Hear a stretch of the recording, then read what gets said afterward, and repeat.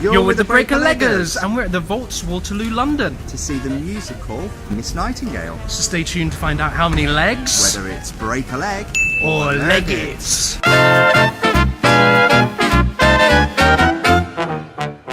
So what do we know about Miss Nightingale? Set in an underground cabaret club in Waterloo, London, 1942, a sexy singer is thrust into the spotlight whilst two men struggle to love amidst the smoke and shadows. Okay, so love, sex and LGBT themes in this one. Sounds lusty and busty. The piece isn't new, it's been on various UK tours over the past few years and has gained quite a following. It's also been named as one of the top 50 plays by The Guardian of 2016.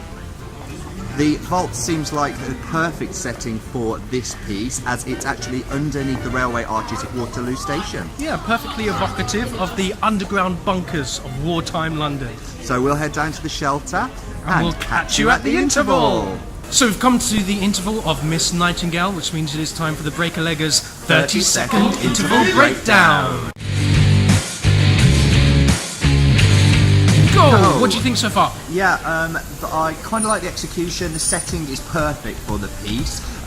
Cast are very talented, actor, musicians, so it's nice to see them using kind of all of their range. But as for the ideas, what are you thinking? So far, in terms of the ideas, it's not anything that hasn't been done before in terms of London during the war. Homosexuals kind of been hunted down in Berlin. It's beginning to spread to the UK. A couple who are in love, but it's love that's forbidden love. There's a bit of peril, so we'll see what comes about in the second act.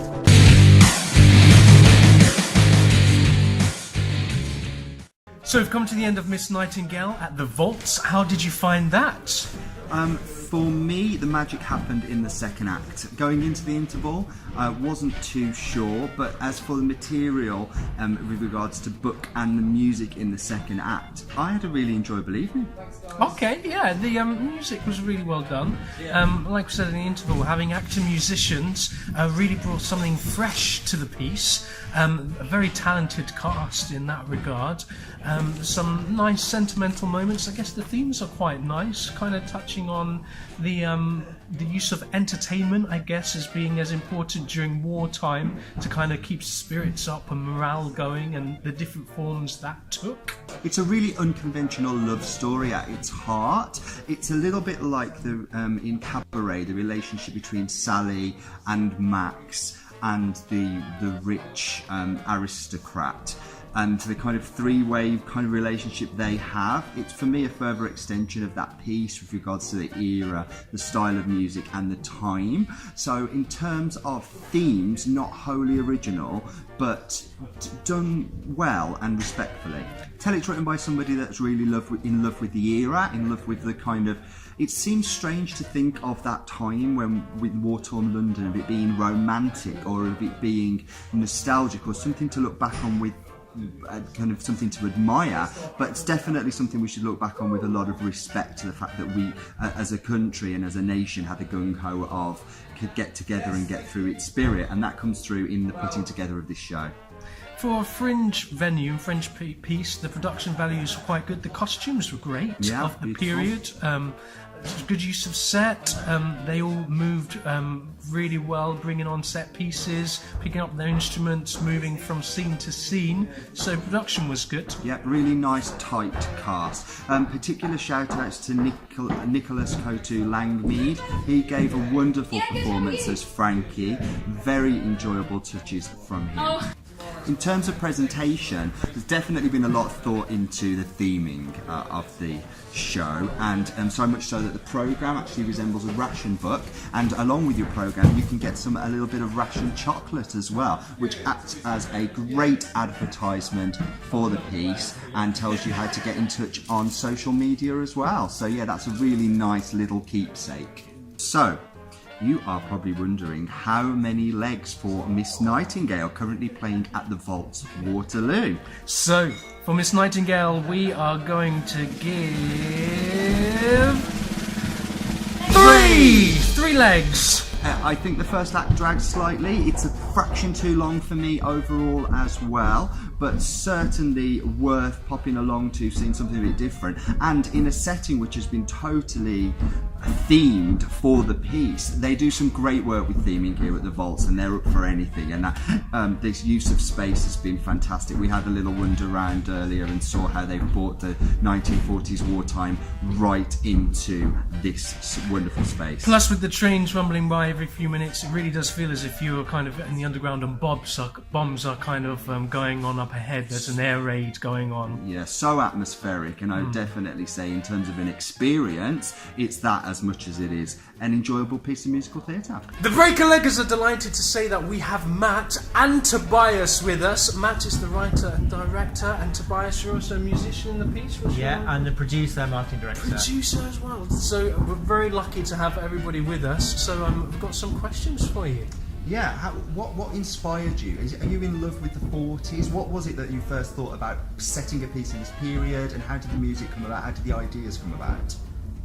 Well, I think I've always loved the 1940s. It's a fantastic period. But I think the thing that I was really excited about the 1940s is that suddenly you had a real melting pot of different cultures coming together. You had the immigrants coming over from Europe. You had people travelling all over the world. You had the Americans coming over, and what you had was this fusion of so many different styles of English music hall and Jewish cabaret and mainland European and then American swing. So from a musical point of view, it's just a gorgeous melting pot of different resources. We're business partners and partners in real life. We've been together 23 and a half years. Wow. So we'd always talked You don't about... look old enough, guys. Thank you very much. We were obviously in kindergarten when we met. So I've always had a fascination with the 40s as well. And my grandmother was an actress. She grew up in Czechoslovakia and then ran away at 18 to Berlin in 1921 to be an actress. And I grew up with her telling me stories about the cabaret, about buying songs from Bertolt Brecht, singing Marlene Dietrich, going to transvestite balls, and as a kid growing up, becoming aware of my sexuality in the 1980s. Which was not a fun time to be a gay kid, but my granny telling me these stories about this magical place that was just so artistically creative, and was the most exciting city in the world when she went there. It's inspiring. Yeah, it was really inspiring, really exciting. So I sort of fell in love with that period, and yeah, so it's been really exciting. So we, to take the show from a small scale chamber version with 3 performers to a full scale version that's now toured 5 times and is in London. It's been an amazing. It's a phenomenal journey. Wow, that is really interesting to hear. It is. What else is interesting is you mentioned about the war, kind of such a tragic period, but yet bringing Europe together. Yeah. And now we're faced with almost the opposite now, where Europe is being torn apart. What would you say your commentary on that is? I mean, what is it that's going to overcome that? I mean, we're in Brexit. We triggered Article 50. There's not a lot we can do, but it's a tragedy, right? That's happened. It was a tragedy that brought us together, and it seems all equal tragedy that's tearing us apart now. Yeah, I think we've toured the UK 5 times with the show, and at the end of 2016 we'd put the project to bed and went, actually it's time to move on, time to do something else. And then 3 things happened. The Orlando bombings happened, and then Brexit happened, and whatever anybody's view on Brexit is, what it allowed is the most horrible homophobic, xenophobic, racist behaviour to have an outpouring. Yeah, to be acceptable. Which was really, really horrible. And then Donald Trump got elected. And I think those 3 things together made us go, we need to take this show, which is about love and understanding and togetherness, we need to bring this show out again. And actually this is not the time to put the show to bed. This is the time to take the show out there and to actually do something extraordinary with it and really connect with the people through the power of humour and love and song. But actually it's a piece that's all about standing up and be counted, which I think we really need to do. And that is a strong theme actually throughout the piece, is kind of stand up. If you have a voice, make sure you stand up for yourself. Yeah. Absolutely. Well, I hope that people will come down and see that, and I hope that they will be reminded of the power of unity and of the power of music and the power to cross cultures and to bring us all together. It would be a lovely thing for you to do, and I think you guys should be really proud that that's what you're achieving. Thank you very much. Thank you so much. So how long are you running here for? We're running here until Saturday the 20th of May. So there's plenty of time for you to get your tickets. And no excuses. No excuses. I'm sure you'll have as good a time as we did. Fantastic. Thank you so much, guys. Thank you. Thank you. Thank you. Bye-bye. Bye-bye. That's what we thought. Tell us what you think. Like, subscribe, share, leave your comments below. We'll catch you again soon. Bye.